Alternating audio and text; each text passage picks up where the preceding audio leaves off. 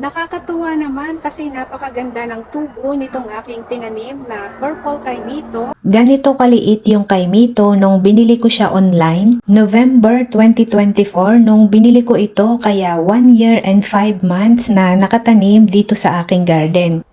At balak ko sana na putulin lahat itong mga bottom stems dahil lalapat sila sa lupa at magiging cause sila ng pest and diseases. Kaya lang meron akong nakita, kaya nagbago na yung decision ko na ikat itong mga bottom stems. Ipakita ko lang sa inyo yung nakita ko dito sa mga bottom stems ng aking purple kaimito. So ayan, meron akong mga nakikita na flower buds.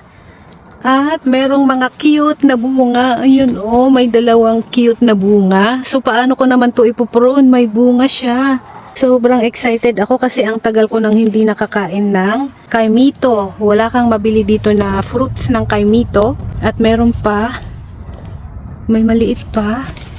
So mostly yung mga flowers and yung maliliit na bunga, nakikita ko lang dito sa mga bottom stems.